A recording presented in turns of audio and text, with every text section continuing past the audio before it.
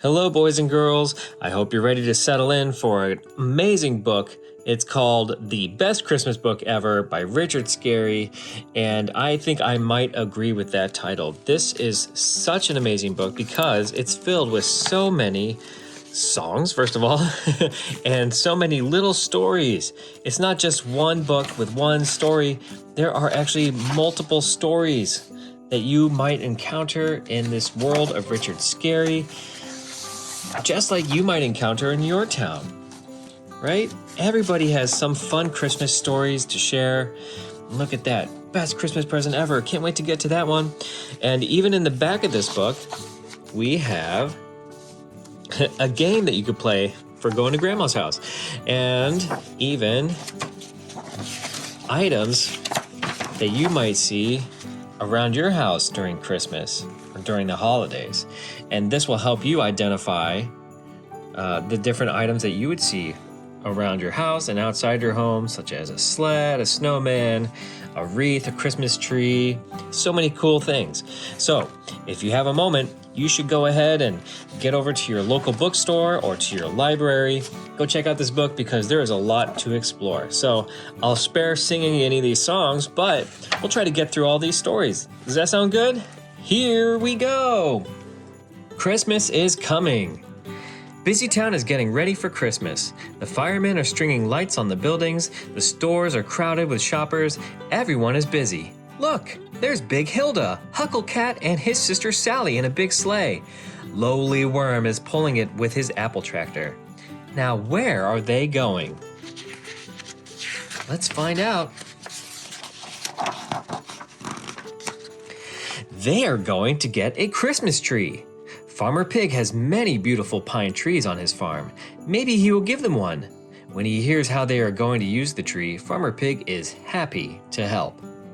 Huckle and Sally are too little to cut the tree, but they are big enough to gather pine branches for wreaths and decorations. Big Hilda chops down the tree. It is the biggest tree on the farm. Here it comes! Timber! They all help to put the tree on the sleigh. Come and see the tree when they get it trimmed, says Huckle. I'll try, says Farmer Pig, who is snowed in. Lowly drives the sleigh back to town. They put the tree up in the town square and decorate it with lights and ornaments. Lowly puts a star at the top. Everyone comes to admire the tree, even Farmer Pig. Now Busy Town is really ready for Christmas.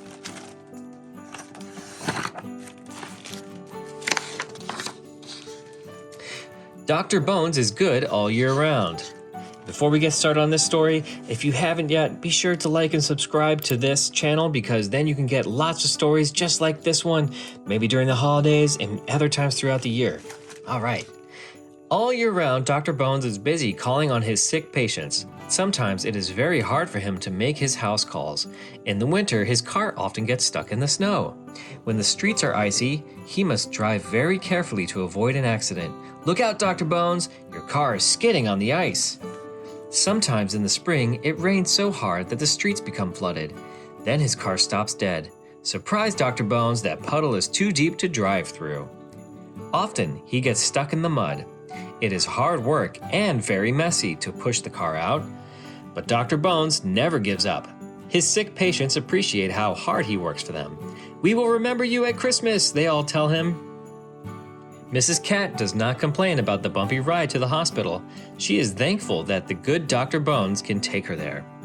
Look out for that curve, Doctor! Too late! His car goes over the guardrail and falls into the sea, but Captain Pig saves him.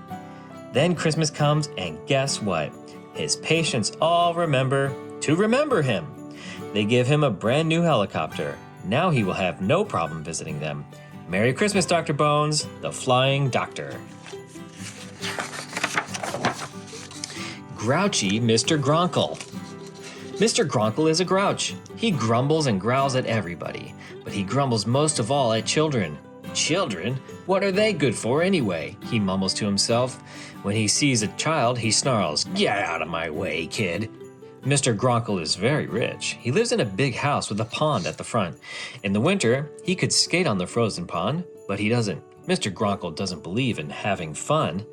And he doesn't believe in having friends. He lives alone in that big old house. Why, he won't even let someone come in to help him clean the house. It looks like a pigsty. One fine day, just before Christmas, Lowly Worm suggests that they all go ice skating on Mr. Gronkle's pond. "We should ask him his permission first," says Huckle Cat. "Oh, I'm sure Mr. Gronkle won't mind," says Lowly.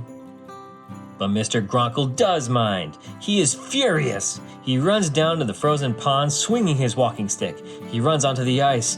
"Look out, Lowly!" Whoops! Mr. Gronkle slips.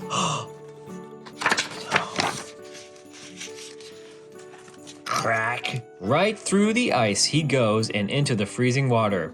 "Help! Save me!" he cries. He tries to climb out, but the ice cracks more. He can't get out by himself. At first, the children feel that it serves nasty old Mr. Gronkle right, but then they begin to feel sorry for him. "He'll soon freeze to death in the cold water," says Huckle. "We must help him." "Don't leave me to die!" shouts Mr. Gronkle when he sees the children running off. But they are not leaving him. They are going to find a ladder. Huckle puts the ladder on the ice. Lowly winds himself like a rope around Mr. Gronkle's nose. "What are those terrible children doing?" wonders Mr. Gronkle. Then they all pull on Lowly. Slowly, they pull Mr. Gronkle out of the water and onto the ice. "You're the best rope ever, Lowly," says Huckle. "Now I know what children are good for," says Mr. Gronkle. "They're good for saving cranky, grouchy Mr. Gronkle." Mr. Gronkle promises to change his nasty ways. He starts by having a wonderful Christmas party for all the children. He has such a good time that he decides to turn his house into a play center. Now, cranky, grouchy Mr. Gronkle is called cheerful, friendly Mr. G. He's always busy seeing that the children have a good time at his house. Merry Christmas, Mr. Gronkle. Postman Pig and Aunt Kitty. Postman Pig is busier than ever at Christmas time. There are so many Christmas cards and presents to deliver. Today, he has a letter for old Aunt Kitty. That pleases him because Aunt Kitty lives alone and has no friends. Aunt Kitty is pleased to get the letter too. "Oh, do come on and have a cup of hot chocolate while I read my letter," she says. Aunt Kitty reads the letter and bursts into tears. "Oh, boo-hoo-hoo," she cries. "My niece won't be able to visit me at Christmas. I will be all alone." Postman Pig starts to cry too. Boo-hoo-hoo. Going back to the post office, Postman Pig meets Lowly and tells him Aunt Kitty's sad news. They both cry. "We must do something for her," says Lowly.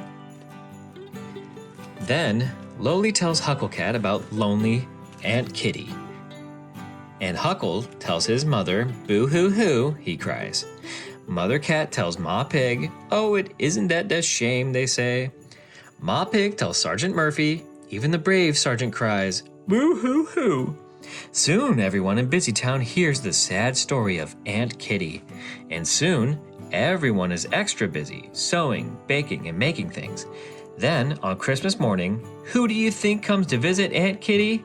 Everyone in Busytown, and each with a wonderful present. Aunt Kitty is so happy to see that she has so many friends after all. Trouble at Santa's Workshop. In Santa's workshop, there are hundreds of elves who work all day long making toys for Santa to bring to Christmas. Some of the elves want to work all night long too, but Santa won't let them. "You need a good night's sleep to work well the next day," he tells them, and they can't disobey Santa, even if they would like to, because he locks up all the tools at night. Then one morning, Santa discovers that he has lost the key to the tool cupboard. Santa and Mrs. Claus look everywhere for the key, but they can't find it. "I know," says Santa. "I'll call my good friend Lowly Worm and ask him to bring me some keys that might fit." Lowly is happy to help, if he can. Lowly goes to the locksmiths and gets big keys and little keys, thick keys and thin keys. Then he gets into the applecopter and flies to the North Pole, where Santa and his elves are waiting for him. Santa takes Lowly to the locked tool cupboard door. "One of these keys will surely fit," says Lowly. He tries one. It doesn't work. He tries another, and another, and another. But none of the keys that Lowly has will fit the lock. "This is terrible," sighs Lowly. "If I can't open this lock, there will be no toys for Christmas." He puts his eye right up to the keyhole and looks inside. Then suddenly, he has an idea. He takes off his shoe. He takes off his sock. And he wiggles his bare foot around. He puts his foot in the keyhole and twists and turns his toe. Click goes the lock. Lowly Key smiles. "I opened it." The elves rush to get their tools and hurry back to their workbenches. There will be toys for Christmas after all! Hurrah! May I make a toy too before I leave? Loli asks Santa. Please do, says Santa. We need all we can make. Then Santa thanks him for all his help, and Loli hops into his apple copter and flies safely home. Maybe one of the toys you get for Christmas will be the very one that Loli made. Wow, I never considered that.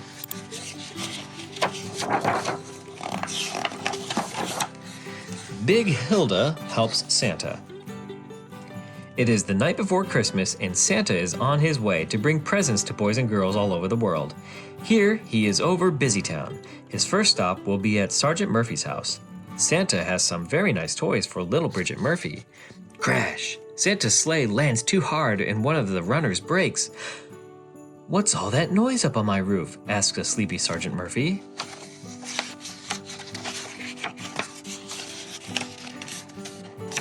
Sergeant Murphy climbs onto the roof. He is very surprised to see Santa with his broken sleigh. You're in real trouble now, Santa. I don't know how to repair your sleigh, but I will get Mr. Fix-It.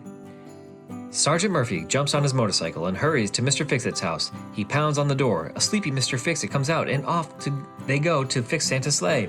But Mr. Fix-It is still half asleep and clumsily breaks the other runner. Santa is furious. Now look what you've done, he shouts. What's all that noise about? Calls Big Hilda from her house. Sergeant Murphy tells her, and she says, I'll be right over. So Big Hilda plows through the snow, carrying her skis. Here, Santa, she says, you can fix your sleigh with these skis. Mr. Fix-It offers to nail the skis to the sleigh. No thanks, says Santa. I will do it myself. Now Santa can deliver the rest of the presents. And what do you suppose Big Hilda finds in her stocking on Christmas morning? A new pair of skis. The best Christmas present ever! On Christmas Eve, Pickles and Penny Pig hang up their stockings by the fireplace. It is cozy inside, but outside it is snowing hard. I do hope this blizzard won't keep Santa from visiting us, says Penny. They leave a plate of cookies and a cup of hot chocolate for Santa. Then off to bed they go to dream about what Santa will bring them. Daddy, Mommy, and Auntie Rose stay up. Auntie Rose has come to visit for a few days, and they have a lot of things to talk about. Later, Daddy puts on his cap and coat and goes out to the garage.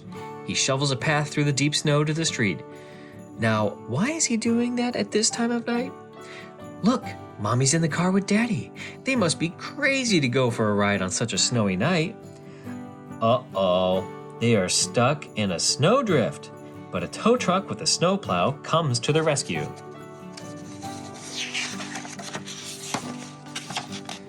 In the morning, Pickles and Penny rush in to see what Santa brought them. Pickles got a drum, a sled, skis, a paint box, a fire engine, and some good storybooks. Penny got a doll, a doll's house, a fire engine, just like her brothers, ice skates, and some books about dinosaurs. Auntie Rose got 10 bottles of perfume and 2 handkerchiefs. Daddy got a new shaving brush and 10 ties. How will he ever decide which one to wear first? Then Pickles and Penny ask about Mommy. What did she get? And where is she? Mommy had to go downtown last night to get her present. It is a very special Christmas present, says Daddy, who is as happy as can be. Get your hats and coats and let's go see what she got. They drove downtown and stop at the Busytown Hospital. Guess who they see inside the hospital? There is Mommy with a little newborn baby called Nicholas. Now, isn't that the best Christmas present ever for the whole family? Very nice indeed. Mr. Frumble helps out. Who is that dressed like Santa? Why, it is Mr. Frumble. He is invited to the cat family's house for Christmas dinner, and he wants to thank them in his own special way. Huckle, Sally, and Loli are playing by the fireplace. Suddenly they hear a noise. Then some black soot falls from the chimney. Can Santa be coming again? Help, I'm stuck, cries a voice. It is coming from the chimney. Father Cat jumps up and rushes to the fireplace. He reaches up the chimney and they all help to pull. Out pops a very sooty Mr. Frumble. Merry Christmas, ho ho ho, says Santa Frumble. First he brushes the dirty soot off his suit. It falls on the nice clean rug. Then he offers to help out with the dinner. He runs towards the kitchen and right into the Christmas tree. Crash! The tree falls over and Huckle and Lowly have to set it back up again. Mr. Frumble decides to bake a cake, but he spills the mixture all over the floor. The potatoes he is cooking explode all over the kitchen. And the turkey he is roasting burns up. Smoke pours all over the house, and firemen have to be called in. Oh my goodness. Thank you, Mr. Frumble, but I really don't need your help, says Mother Cat. I'll just mop up this water, says Mr. Frumble. He swings the mop so hard that he breaks a table leg. Everything crashes to the floor. Mother Cat will never finish making the dinner with him around. She gently pushes Mr. Frumble toward the door, but he trips and crashes into the refrigerator. Now there is another big mess on the floor. At last, Mother Cat is alone in her kitchen.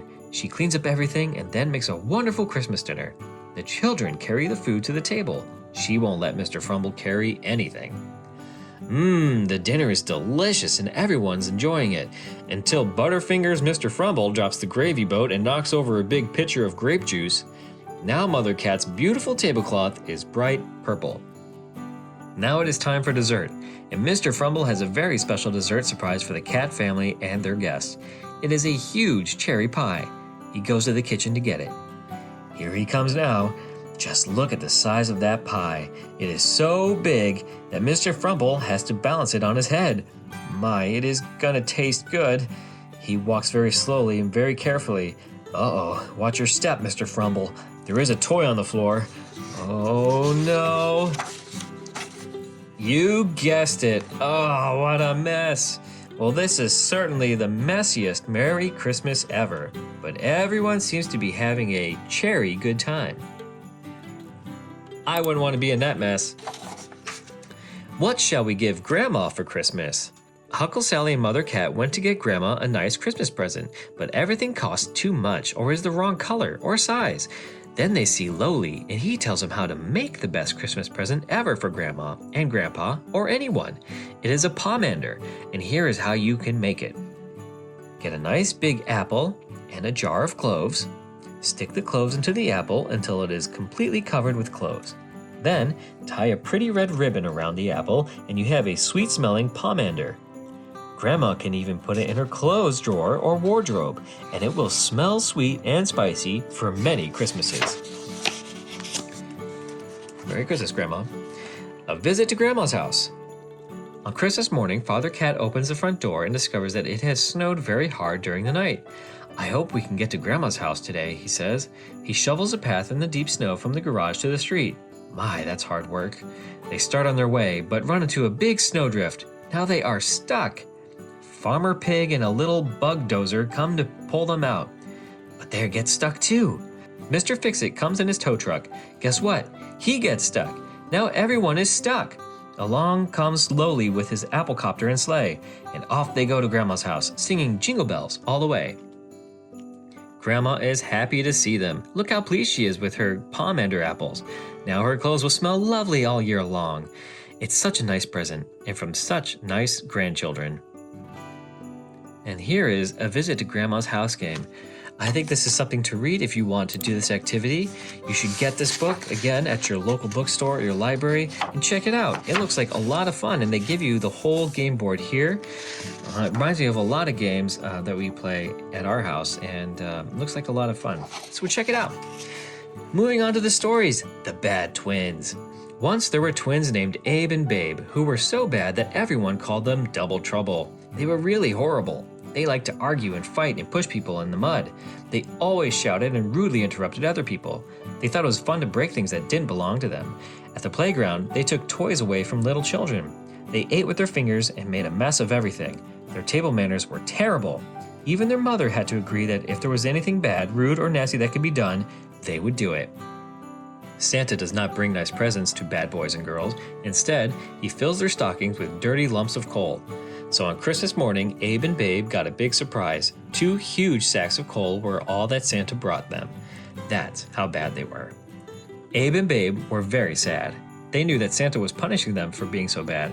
We must learn to be good, they said to each other. Outside, everyone was playing with their new sleds. Abe and Babe sadly watched them.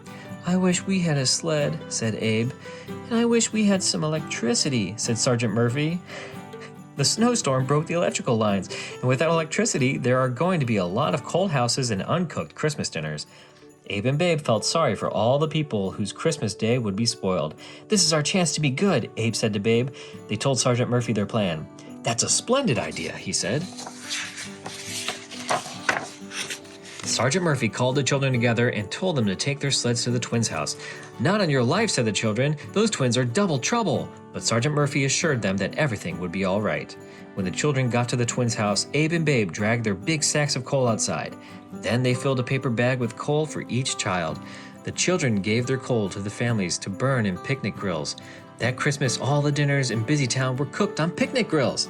The dinners were delicious, and the grills gave off enough heat to keep the houses warm until the electricity came back on. Santa always leaves a few extra toys at the fire station to give to children he might have missed. So when Santa heard about Abe and Babe's good deed, he called the fire chief right away and told him to see that Abe and Babe got some really nice Christmas presents. From that day on, the bad twins became good twins, and every Christmas after that, the twins received a tiny piece of coal in their stockings to remind them of their good deed on that cold Christmas day. Wow. And that's it for the stories, boys and girls. Aren't those amazing? It really paints a picture of what this busy town is like, right? So if you get this book, you should take some time and look at all the Christmas words and kind of connect what these items are when you see them around Christmas time. Like skis, and a bell, a kitchen when you get a pie and a turkey. Maybe you'll have some cookies. Would you go skating? Be careful out there. And of course, at the very end, we have another song here. It's called Silent Night. But boys and girls, we made it to the end. That was a wonderful book. The best Christmas book ever.